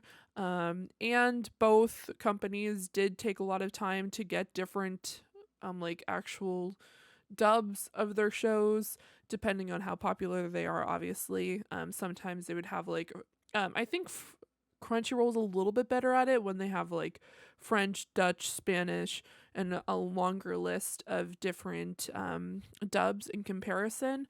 But Funimation definitely did have those, like, they didn't have as often, but no. Here's hoping that it gets better with this change. But yeah, still super weird. Like, I know Crunchyroll is like a household name in comparison to Funimation, but it's so weird. It's so weird. Yeah. I mean, they were saying this was weird. I was like, this is not part of the chorus. Just combine them into one company. Well, no, that would Yeah, no. they're But the taking thing the is, outside one and rebranding it with yeah, that would be one like instead of the when outside. when. I'd rather go to a website called Crunchyroll than Funimation. Well, here's the thing. It would right? be like, Because I mean, I guess, but that would be kind of like Hi. Funimation, like not Funimation, but like Xbox getting Bethesda, and then them changing their entitled Yeah. everything No, being but changed to it's just Bethesda. Xbox. Hi, Yeah. excuse me. Voice from the void here, real quick. Just Hi. want to let y'all know. I ended up trying to subscribe to both, but only because I just wanted to watch My Hero Academia, and one's on one and not the other, and that annoyed me. So the fact that now it's all one thing, totally cool with that. Yeah. I think the main problem here is going to be the naming for Fee. I think that's what the problem is here. It doesn't matter that they're adding both together because like that's going to be best for everybody. She's just more mad that it's going to be Crunchyroll than Funimation. Whoa. It's I'm a little not bit mad. weird because I like just think growing it's up with like weird. Dragon Ball Z and Funimation animation stuff is just like it's a little bit weird that it's just, the company is just now just gone and even growing get out of here, go home. Even like old school like Team 4-Star, if you ever like watch the like Dragon Ball Z abridged stuff, like every episode they'd be like, no, this is a property of Funimation, Toei Animation, and stuff like that. It's just weird that that company is just now gone because of a merger of some sorts. But like I don't know, how's Crunchyroll doing these days? I mean, the last time I used Crunchyroll, it was I want to say the second season of My Hero Academia, and the website. What happened was I went in there and I was like, I want to watch this episode of My Hero Academia, and then it was just like, there's too many people watching this show right now. You can't watch it right now. And I'm like, okay, well, what? I haven't had any like major problems with it. Mind you, I haven't really, like I've said, I've been watching a lot more Western shows over the past few months. But after I finish Sex and the City, which is in the next few days, Naturally. Natural progression between Sex and the City and then to anime. Like that's what everybody I does. mean, if you watch that anime, it's basically the same thing. Yeah. I mean, yeah, there's anime about everything, Harv. You just don't know I about mean, it yet. You'll find your Charlotte somewhere. I'm surprised you didn't know that, being the Ninja Scroll connoisseur here. Oh, Yeah. dude, Ninja Scroll, I will talk your ear off. I don't want to know anything. Please about don't. that. But speaking of Sony stuff, Fia, unless you had other thoughts here. No, not at all. Let's get off the topic of this because Harv made it weird. Let's go. What? Ninja Scroll's an anime. I mean, to some. But speaking of anyone- Crunchyroll and Sony, Yeah. go ahead, Fee. No. Like Google Ninja Scroll. No, don't do it. Don't. No. You can just don't look at scenes of Ninja Scroll. You can Google it. It's fine. Oh, okay. Just don't look at scenes. Yeah, just don't look at Yeah. scenes. Well, now I'm If curious. I I'll be flip right off back. the show, you know what happened. Yeah. There's other ones too. Like, you know what? I'm not gonna say any of them. Because they're all inappropriate. Just say They're very 18A. Very 18A. Very, very 18A. What am I looking at? But on the topic of Sony and Crunchyroll, it's probably not the last time we'll see Crunchyroll because our next article comes from Engadget's M Moon. Sony's answer to Game Pass on PlayStation could cost up to $16 a month with different tiers. I also put in here shout out to PS Trophy Room because that Sony stuff's your bread and butter. Yeah, it I mean, is. I know you love it, and I know you know what I'm talking about here today. So, if anything, Kyle, if you want to elaborate on what's going on with Sony here, if you Yeah. do, yeah. So the code name is Spartacus, which is a dope name. Just keep it and- Spartacus. Just keep it. Yeah, Spartacus. I'm fine with that. I'm fine with Yeah, that. do what Square Enix does with the Project Triangle Strategy. Just get a game called Triangle Strategy. Just drop the Triangle project. strategy. Yeah. I'm down with that. It's their answer to, I say answer. It's their attempt at a answer to Game Pass. But it's basically a reworking of PS Plus. So the 3 tiers would be PS Plus Basic, which is what we get now as a PS Plus benefit, which would be the free games every single month through the system. I believe that's $10 a month. And then the next tier would be $13 a month, and that's like Essentials, which puts in bundles up like PS Now and the streaming capabilities of PS Now and some of the games on that service. And then the $16 one, the premium one, would include downloading PlayStation Now titles, including access to the classic games, which is what I want from this whole program or system of give me access to the PlayStation back catalog, because PlayStation has the greatest library of games since PS1 that are so they are locked away on consoles that are hard to come by if you're not going to emulate them, Especially the PS3. Oh yeah, Yeah. PS3, yeah, for Yeah. sure. So the fact that they are thinking about giving us access to these older games so I can play my favorite RPG of all time, Star Ocean 2 again, because that is weirdly the only Star Ocean game that is not out on current consoles here in the West. Yeah. Wild. It makes me so angry. I just have access to those is great, and it is their answer to backwards compatibility. But I also think a few months ago they tested some things out in Poland where they had a Sony media service baked into PS Plus where they had access to Sony movies and TV shows, and I could totally see them adding Crunchyroll to one of these services as just like an added benefit. Just don't do it in Canada because we still have Spider-Man on Netflix here. It's Oh, good man. here. That's some pretty nice. In addition to, like, I feel like they bought Bungie, and Destiny will be a big proponent of whatever Spartacus is. Like, if you do the $16 a month plan, you have Destiny and all the expansions ready to go. This is what I was talking about when the news happened where PlayStation bought Destiny. Is like I think they're buying Destiny for their technology. They're not buying Destiny for the IP itself.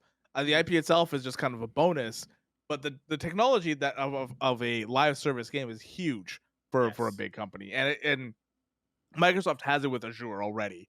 They own a server company already, so Sony doesn't have that luxury. So they need to have something that or someone that can give them that technology. I find it weird that they have three things. They should just have two, in my opinion.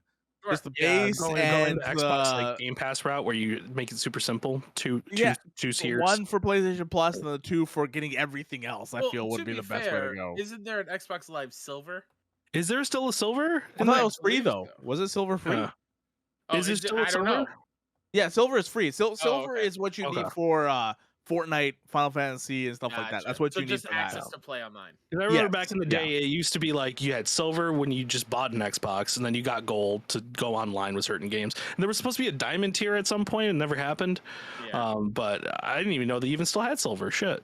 Yeah, silver was needed for games that don't require you to have gold. Like Final Fantasy 11, when I used to play that on Xbox, that needed a silver membership.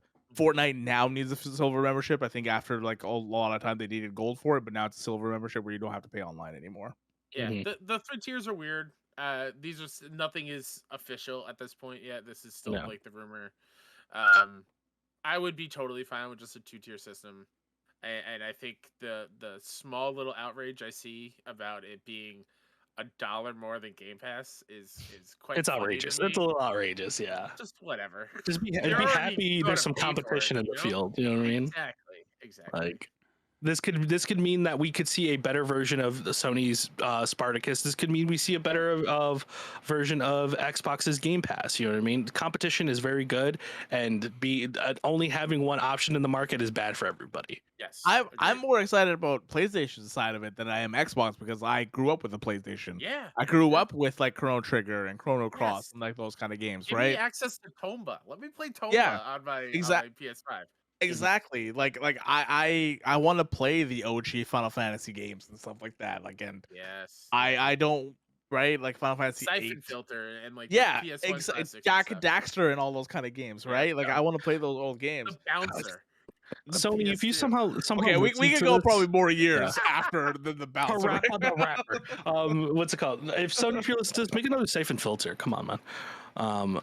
But on that note of passes, our next article comes from PC Gamer's Wes Felon. Valve has no plans for a Steam Pass, but would help Microsoft to put Game Pass on Steam. This has the potential to be absolutely huge because if you guys have been following the news this week and last week, Steam Decks are starting to come out to consumers. The consumer version of the Steam Deck is starting to hit people's hands. People either really like it. There is some issues with it. I've heard there's some thumbstick issues and stuff like that. Luckily, the thumbsticks are easily fixed. But imagining an idea of having Game Pass, being able to stream games on Game Pass via a Steam Deck would be absolutely bonkers to me. Yeah. Being able to and then switch over to like God of War on PC. Just wild to have everything just in one God of spot. War is on Steam, right? Yeah.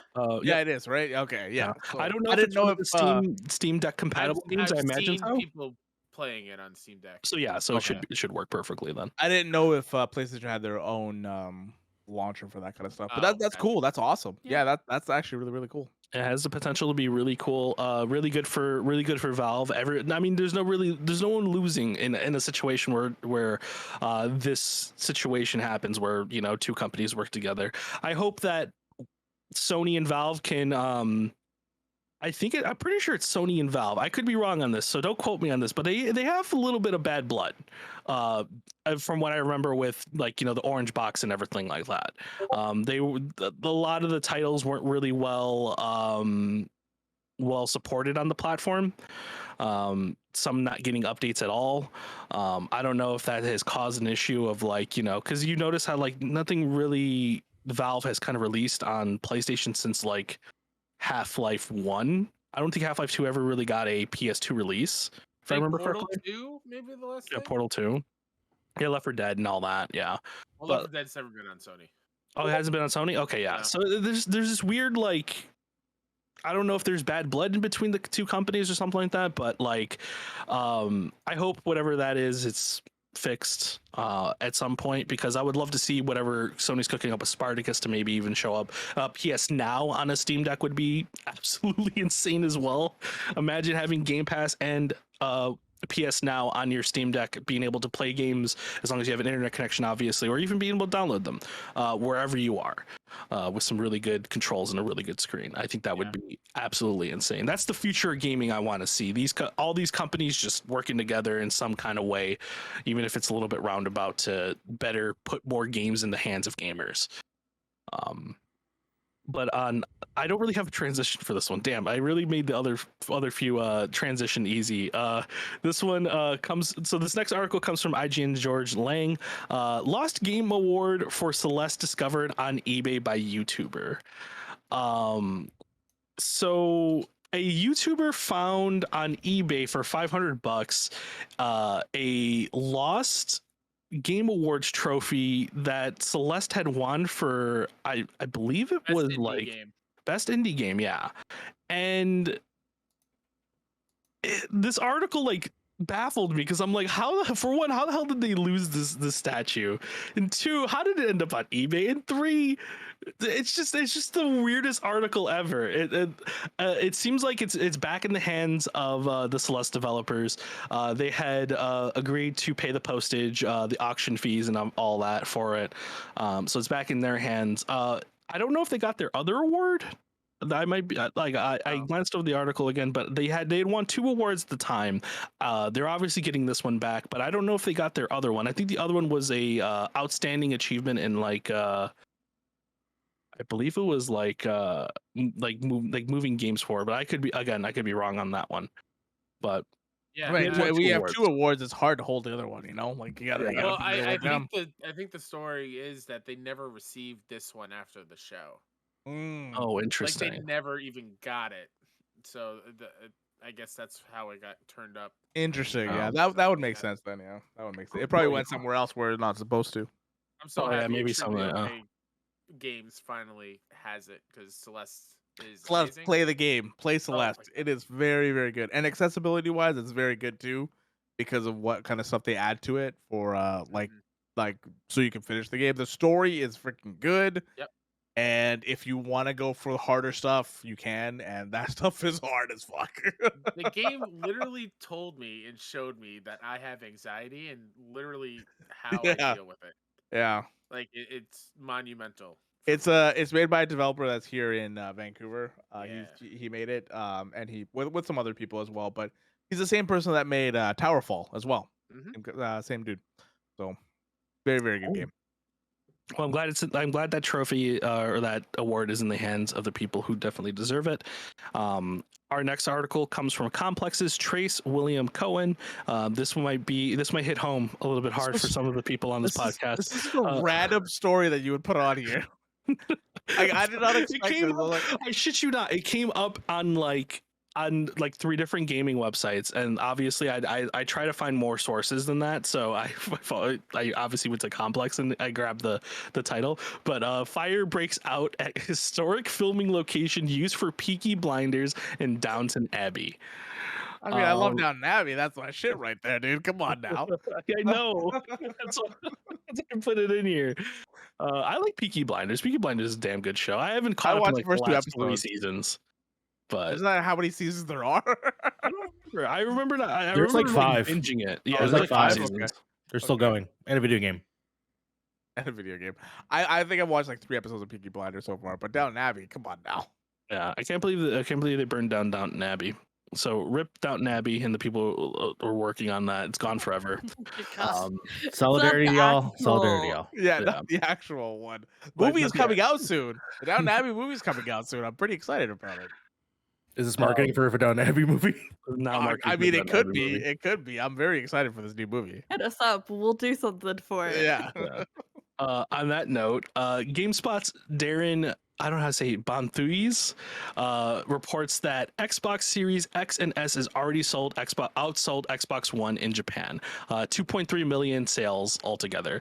This actually came as a surprise to me because Xbox is notoriously memed on for not selling almost anything in Japan. People are literally like making an effort to not buy an Xbox in Japan. So it came as a shock to see that people are actually buying Series X and S's right now. Probably because they can't buy PlayStations. Yeah. Also, 2.3 is not very much either for a population of what they have. And it's also But- not a lot of consoles sold in it as well. But I mean, it's still an interesting thing. I mean, Xbox is at least gaining some momentum in Japan. Again, I really do think it's because the PlayStation shortage and people are just getting desperate and just probably buying an Xbox anyway to play some of the newer titles. But it's still pretty cool that Xbox is getting some kind of a foothold at least over there. Anybody else have anything to say on that before I move on? It's just cool to see. Good for them. Good for you, Microsoft. Our next article comes from IGN's Ryan Dinsdale. Disney Plus to introduce a cheaper subscription, but it includes ads. I put this in here because I think we had a rant about this the other day when we found out our HBO Max plug, Mario Rivera, now has ads on his thing. Wait, you have ads, Mario? Have what? On HBO Plus or HBO Max. Because I lowered the price because I lowered the plan. And we talked about this. They have multiple things for HBO. Yeah, We're in Canada. We don't have HBO Max, so we don't know this stuff. So you guys have there's different levels for HBO. Apparently, I didn't know that. I don't pay for HBO Max, so I don't know. It's like $4 for ads and then like $10 for no ads or some shit like that. Yeah. B, But, we don't have any of that stuff here, right? For like ads wise, like if we subscribe to something, we get it. The only thing we have ads for, but that's like with everybody, is Amazon Prime Video. Yeah. But like, there's Yeah, no the level of other- subscription here for any of The our other subscription like services. main subscription that has levels is Hulu, and you guys don't have that either. So Yeah, Yeah. we don't have Hulu either. Yeah, I mean, for the most part, everybody seems to everybody who's putting out a video platform right now seems to have an option like this, where it's just like, it'll be cheaper. Usually, it's not that crazy cheaper. I don't know off the top of my head how much HBO Max costs. This should be, I believe, this was pitched at $7.99 now with ads. Mario, you can elaborate. How much HBO Max costs usually? I believe that is true. I thought it was 4. That could just be Peacock. Peacock is also like that's a ads thing. or no ads. I just realized I've been saying HBO Max this whole time. I mean Disney Plus. My bad. Oh, Disney. Okay, Disney was, I am hyper. I've been up since like 6 a.m. I'm hyper. I was I'm vague, hyper so right that now. was like- $7.99, $12 for, or yeah. But we shouldn't be getting ads for that. Also, I'm going to yes. reiterate this. Disney Plus is getting a cheaper subscription option. So this is Oh, new okay. because Disney Plus is getting it. I have a the reason I brought question. up HBO Max is because of Mario. Like the last time I saw ads was because of Mario's thing. I have a question. Hulu also has ads. Do you guys That's have to correct. subscribe to Hulu to get no Yes. ads? So there's like a free version of Hulu, So- I think, that has All like right, a lot of ads. I can clarify that. Hulu Hulu has has- ads for a certain price, and then there is a no ads tier, and then there's a live TV tier. If you have the Disney bundle, it's $12 for everything, but that includes ads on Hulu. Wow, you guys get fucking. I have Yeah, we the get shafted. I have the bundle with no ads on Hulu. It might be like a special thing for students because I know Hulu offers like student discounts. So it's like Spotify it has might, its it own might be version. just a special offer in general because Yeah. I know they do that a lot too. Yeah, they do that. That's as well. They'll, crazy. like, give you I- like 'cause, 4 like, months for like 99 cents or some shit like I'm that. doing that. I asked because like that when you pay for something, I feel like you shouldn't get ads. So no that's matter what. That's my small little rant here. Is I don't care. What's what that? What's tier- that, Kyle? I said we need to know what to buy. Yeah, but Exactly. if you buy it, but if you buy it, if you buy like any kind of subscription, you should just not have to pay for ads no matter what. No, I yeah. I am on the other side of this. I love having the option to pay less and for the company to be able to supplement the cost of that subscription with ads. I'm totally for that. If I get to pay less, I don't mind watching it. Yeah. Here's That the doesn't thing. bother me. I would agree if I was not the freaking demographic that just enjoys buying things that I see on advertisements. So I don't need ads. That's why I Mm. pay for the premium mean, premium When I see YouTube. ads, the more I see ads for something, the less I want to buy. Oh it. no, I'm the Yeah. opposite. I'm like, everyone, how did we get Nerf guns or light brights or what was it, the little cooking thing, the creepy crawly things without ads? Yeah. yeah. Um, I- small Different little time, rant. Mario. Different time. Yeah, Okay. different time. On that note, my smaller rant is this: look, if you're going to have a feature on your subscription service that has ads on it, right, and it's gonna be it's gonna cost less money, at least make the discount worth it. Like it's usually like $1 or $2, and at the end of the day, is your time sitting there watching an ad worth $1 or $2? You know what I mean? If it was like $5 or $6, I could definitely see the like, okay, well, having ads, like saving $5 or $6 a month could potentially be really good, but $1 or $2 is nothing compared to like spending like on a usual video. They usually have like 3 or 4 ads per every like 10 or 15 minutes, so you're wind up spending almost like a good 5 minutes of ads just on one like 40-minute like show or something like that. And then if you watch a whole season of that, you know, that time obviously accumulates as well. So like, is it worth it to you at that point? I don't watch I will agree on Hulu. that 100%. Do they have the option to skip the ads, or do you have to sit through them? You have to sit through You them have to if you have to that sit through option. Yeah, Yeah. It's like I hate YouTube ads. That's why I finally paid for YouTube Premium. I straight up did that too. yeah. But even then, after like 5 seconds, you can skip on YouTube, which I appreciate. Depending on the ad. Are you Depending just on the ad. jumping in and out over and over again? What, me? Yeah. What do you mean? You're moving around on my screen. That's why. Oh, no. I guess No, maybe when I it's- talk. There are some Yeah. YouTube apps that are straight up like I've seen Hmm. full documentary films as an ad on YouTube. Yeah. Sometimes. I'm like, Yeah. this is insane. Thank God for the skip ad. Yeah. Sly, I am jealous because you are right. There is a Hulu bundle that includes no ads, but I don't think Verizon offers for how I get it. So I will have to figure that out because that is annoying. Yeah. See, crazy. I'm going to be honest, and this is a random side note that has nothing to do with ads. The fact that, like, when I first read this title, I thought it was in reference to the fact that Disney is going through their history again, and rather than making a brand new movie, they're just coming up with the same movie but rebranding it, which they're doing a new Cheaper by the Dozen, which is irritating the hell out of me. Congratulations to the youth that gets to watch this and think that this is brand new, but this is not new. This is done so many freaking times, and I'm so irritated that they don't just like promote their old movies rather than just creating the same movie but with different actors. I love Zach Braff, but no, please don't. I mean, you already did it. You already made the movie. But So, what confuses me on this Disney Plus thing, It's though, already been done, though. You know. I mean, they can't take the movie back, I guess. It's just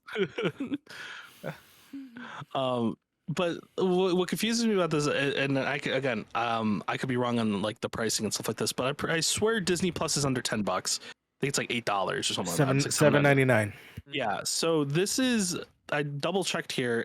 So this is going to be the new $7.99 for it. Does that mean Disney Plus going up to 10 for no ads? welcome to the Canadian pricing, my friends, because it's fucking Well, just- $10.99 here. Which is what I said earlier. It's just like it's $2. Like if you're gonna have a discounted version, unless Disney Plus obviously goes to like $14 now, which That's $24 a month, man. That's Yeah. $24 a month. I mean, I'm already paying a shit ton of money for For other entire year. subscriptions. Netflix has raised their amount again, and I'm canceling that Netflix. There's no way I'm paying $20 a month for fucking Netflix. I mean, that's the place where I can still watch The Office because we don't have Peacock here. So, Oh, yeah. technically, but Buy 'em technically, physically. I was about to say technically it would be cheaper just to buy the box set I and don't then want to just buy the box set. No, here's There's the no way thing. she can put it into her computer. What is she gonna like throw it into her? it would be cheaper a year I don't have a probably disc to buy drive. the What am I supposed Office. to do? It would probably be cheaper in a year to buy the Office plus a Blu-ray drive, and gonna- you would still probably come out on top for $20 a month. I'm sorry. The idea of having CD, like DVDs to like watch shows on, just no. Absolutely Yeah. not. I would never. You know what? go back to that. It works out because Don't look at my background. yeah. Don't look at my Blu-rays. Fee, I have to say, Blu-rays. and this is me just jumping in because of the MC University, that has been a problem for the last couple episodes because we'll be like, okay, cool. Blade is on HBO Max right now. By the time we get to Blade 3, hopefully we'll watch it all. No, it moved. It went to Peacock or some other bullshit or Tempo, whatever, Tubi, all this crap.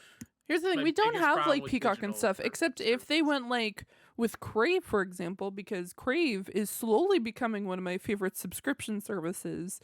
If they just like It's have just Peacock HBO Max join- with a different name. with more stuff towards it because Yeah, they have we stars could and have- stuff like that. Yeah, they got stars and all that kind of shit too. Yeah, we have more variety. Don't go after Crave, So- even though their website is Garbo and they don't have like when you have it on your phone, it doesn't like go into that Oh, like their little nice website area. is so Like, their website is Their so app, bad. like, here's the thing. I know this is like a very like rude thing. Like, I don't know what to say. Like first world problem kind of thing. The fact that if I'm on my phone and I'm watching a YouTube video, I can then go away from that YouTube video and it can just be in like a little nice little box. And yes, this is my cat Luke. So like a cute little box at the bottom. Whereas with Crave, I can't like just randomly go away from Sex in the City. I have to dedicate my time specifically watching Sex in the City on my phone because I can't minimize to make the small little like this sounds crazy. I'm going off Yeah, on the a real tangent. problem is you're watching Sex and the City. Okay, first of all, don't come after That was a Sex in joke. the That was a City. joke. I'm sorry. I apologize. Sex in the City. I'm gonna is not good. be here anymore. I'm not gonna be here anymore. Bye bye. Why would you do this? Yeah, no, that was just my tangent. It's just Crave needs to get better. I can confirm you can buy The Office for $108.82 full series on Blu-ray and get yourself a $40 Blu-ray drive on Amazon to compare that, and you'll still pay less than $20 a month on Netflix. No, I'm not going to do that. I'm just going to click on the little Netflix. I'm going to click on my little icon right there, and then I'm going to scroll down, and then I'm going to click on The Office because I haven't watched The Office in a while, apparently. But then just click on the show, and then It would be hilarious if for some reason it's just not in Canada anymore. Oh my god, if it's not This is how she finds out. This is how I find out that The Office is not on. Okay, no, just see The Office. The Office. I just click on The Office and then click play, and then I select one of my favorite episodes. I'm not gonna. And I could just go over to my shelf and pull out a season and put a disc in my PlayStation. Be a-okay. No. Better quality with better quality as well. No, what? Mm-hmm. No, I don't like the idea of having to take out a DVD and then putting it. That's too much work. I know that sounds terrible. I don't want to. I just want Hey, to. I hate wiping my ass, but sometimes you just gotta do it. Oh my god, get a bidet and leave me alone. Damn. She got your ass, bro. She got you on that one. Speaking of getting people's asses, our last tidbit this week comes from New York Times Kellen Browning. Twitch says it will bar chronic spreaders of misinformation. This obviously comes back to what we were saying earlier with Ukraine. Don't spread false information out there. And it seems like Twitch is very privy to a lot of these people putting out false information, as well as from Ukraine, as well as like stuff from COVID and everything like that. It seems like they're going to be a little bit more diligent on people throwing those ban hammers out for people who are spreading that misinformation, which definitely appreciate. Twitch has always been kind of slow on a lot of the things they do, so I guess this is a good step forward. But yeah, I'm glad somebody's out there fucking taking out these people who are. I mean, I feel like at this point it's I'm happy they're doing it now, but it seems like too little too late. We've been in a global pandemic for 2 years. Mm-hmm. There's been miscommunication for 2 years. And then Harv and I haven't really talked about it on the show, but there was a specific thing that happened in Canada over the past few months called the Freedom Convoy, which is a fucking stupid. I'm not going to go into it. Either way, it was fueled by misinformation by a group of people who believed that they could stop the government from making us wear masks and stop spreading misinformation about the pandemic. And told it was a bunch of other things. I don't really particularly want to go through it. Either way, it was just a bunch of people spreading miscommunication. There was probably some live streams about that as well. And it's very disheartening that they allowed it to go on for this long, and it took a bunch, essentially a war starting for them to actually stop spreading miscommunication. So I feel like this is just, I'm happy they're doing it, but it seems too late. Yeah, Twitch has always been kind of the too little too late type thing. I was just like, hey, unless people are really, really, really, really pressing us to do something about it, we typically don't do shit about it. So I mean, this might be a good step forward on that. We'll see how it works out, but hey, at least it's happening now, at least, right? Let's hope they continue with it though. Yes. Yeah, they can ban a few people and then just completely forget about the other ones, which has happened before. Like on most social media sites, like Twitter says they're doing a better job, but then there's still a lot of awful misinformation being spread all the time on there. Yep. But on that note, that's it. That's the news, man. That's the patch notes. That's the patch notes. All right. Well, thank you everybody for hanging out with us this evening. And before we go, we're gonna talk about where you can find everybody. Starting off with our guest, Kyle. Where can people find you? Hi. First of all, thanks for having me. Had a great time. Oh Back yeah. anytime if you want me to, I guess. No, of course. What was that, sorry? We always want you here. Oh, I thought you legit said we don't want you Same. here, and know my heart dropped. That's why I was just like, whoa. I heard Like, wait, that can you as say that well. again? Can you say that again? I thought that's what I thought I heard too, and I was just like, what? Always Okay. want you Thank you. here. I It's love such you. a joy. Oh, podcast. 100%. You Oh, cannot it's Kyle. It replace was- me, it just was so you great. know. Again, I It was- rephrase, you cannot replace me. That's all I'm No, saying. Oh, if you want, actually, you can have Mario's job if you want. You know what? I need one less podcast. I do agree. You can have I don't think I Zerio's need spot. another one at this point, Yeah, Mario. you can have Zerio's spot. No, Zero. seriously, Kyle, thank you so much for coming on. Like, we really, really, really appreciate Yeah. it. Like, we Thanks would for love to have taking you. time out of your busy day in London for coming on. Oh, man, like seriously, like we out here Fucking not out burn. here. Very bad, very bad. Okay, go. Yeah, you can find me on Twitter and everywhere at Mr. KSEP. If you are into PlayStation, check out the Trophy Room, a PlayStation show, at PS Trophy Room on Twitter, wherever you listen to podcasts. And if you want to hear about the cool little indie games that are coming out, hit up 61indie.com, SIXONEINDIE, which I found out we need to spell because some people spell it incorrectly.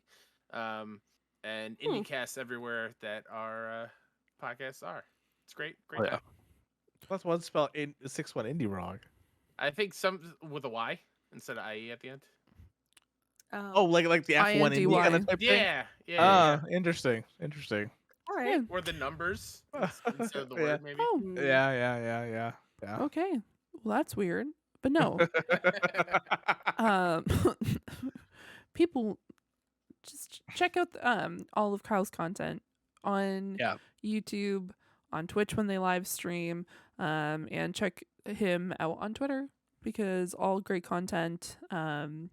And honestly, can't thank you enough, Kyle. You're a great friend. You're an awesome person. Am I going to try to make you cry? Not today, but I will at some point. All right, that's fine. Yeah, I mean, if you want to cry, I can continue. But It's okay. I'm good today. Yeah, we can do another 2 hours, and we just make each other cry for a little bit. All right, once let me go- again- let me go run to 7-Eleven, get some White Claw. I'll come back, and then once again, E3 is we're getting close to E3 time. E3 is happening. That's E3 is okay after happening, I'm and I feel like we definitely need to cause a crying fest again because that was a lot of fun. Yeah. Also, I don't know if I said this earlier, but congratulations on 23K plus Oh, downloads. thank you. Yeah. For Trophy Room. Yeah, that's a feat, man. Yeah, it Wow. is. I saw the picture also of you and Joe, and I honestly that's like that's the best thing ever. The Step Brothers one. Yeah. It's so that's good. The We have a long way to go. We have a long way to go. Romero. That is the what I like. That's what I see Mario and Frank doing at Right? some point. In the Yeah. Step Brothers thing. I can see You that. touched my drum set. I would not shock me that Mario and Frank have not done the scene in Step Brothers when they go to an interview together and they sit behind each other. I think we basically did that one time. I want With to say we tuxedos have. on because that's what they did. Oh. They wore Oh, tuxedos. definitely not Yes. tuxedos, but Yeah. oh my god. Oh my god. Oh god. Make it happen. And then the small Make it happen. closet. It's happening now. Anyway, yeah, let's make that happen. Frank, where can people find you? You can find me at Point in Progress, where we will hopefully be doing some stuff next week. Again, information on that will be posted tomorrow once we air out all the details and make sure everything's kind of solidified. First and foremost, coming up with a name on it because that has to be changed now. But yeah, other than that, you can find me here at Point in Progress. I'm not really doing much streaming right now, so don't look for me at Kestrel 1A. But I'm not sure. Don't go to this link. yeah, don't go look for me because there's really nothing there right now. I don't think I posted it. I don't think I've actually like streamed anything since like that's like funny. Endwalker. But I do have some videos on the back burner that I want to do personally. Dying Light might actually act up and make me do a review on it.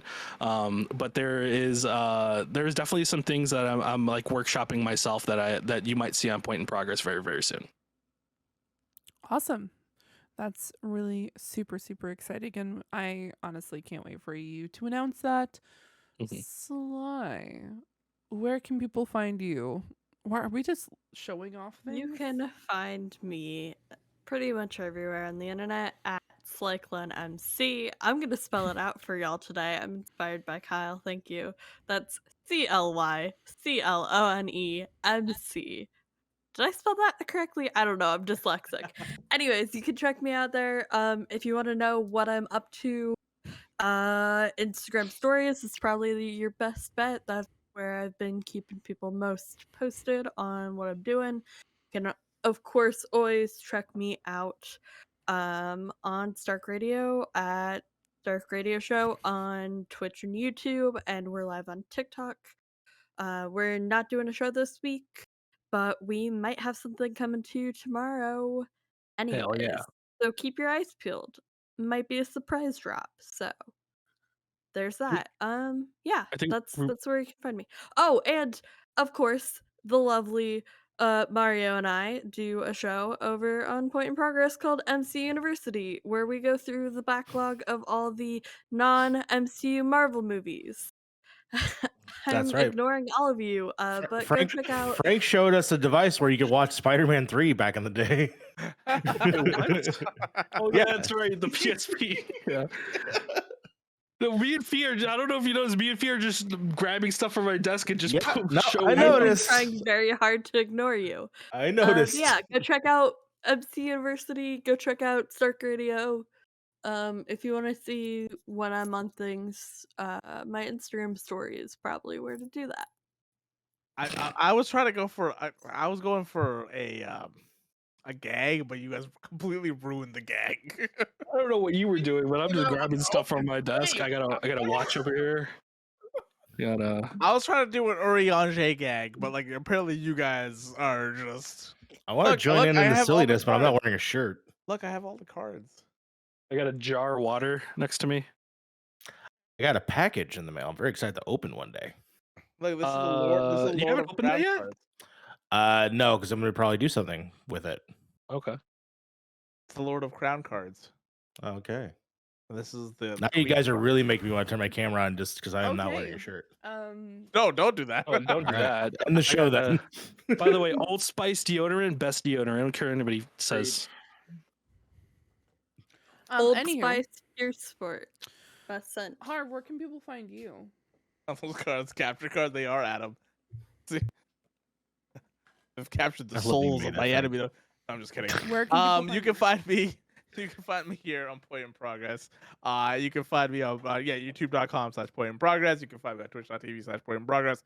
You can find me on also youtube.com/Beard in the Hair Gaming, which every Friday I have a gaming news show that comes out. Today the newest one came out with Pokemon and with Call of Duty. See now even Kyle is this.